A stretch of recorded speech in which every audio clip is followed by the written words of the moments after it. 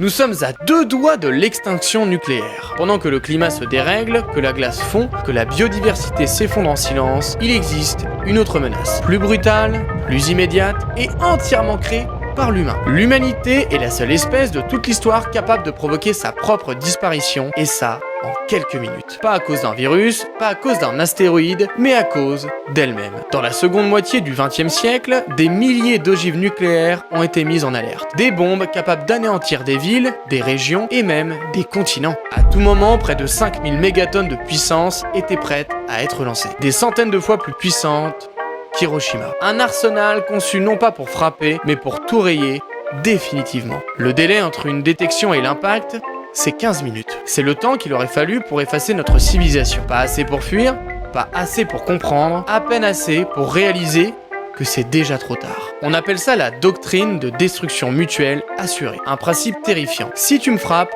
je riposte, même si je suis déjà mort. Ce qui est complètement débile. Et ce cauchemar n'est pas théorique, il s'est presque produit. En 1962, pendant la crise de Cuba, le monde a frôlé l'impensable. Des sous-marins soviétiques, encerclés par la flotte américaine, ont reçu l'ordre de se préparer à tirer. Un seul homme à bord a refusé, et probablement sauver le monde. En 1983, un radar soviétique détecte à tort une attaque nucléaire venue des États-Unis. Et encore une fois, un homme désobéit et empêche le lancement. Pendant des années, ce n'est pas la diplomatie ni la raison, mais la peur qui a évité l'anéantissement. À l'origine, la bombe a été conçue dans l'urgence face au nazisme. Beaucoup de scientifiques travaillaient dans le désert à Los Alamos. Juifs pour la plupart, conscients que leurs familles étaient exterminées en Europe. Alors, ils ont agi par peur, par devoir, mais une fois la guerre finie, la machine ne s'est jamais arrêtée. La peur d'Hitler a laissé place à celle de l'autre, et la course à la mort a continué. Nous voici en 1986 à Reykjavik en Islande. Deux hommes s'assoient enfin face à face, Ronald Reagan et Mikhail Gorbatchev.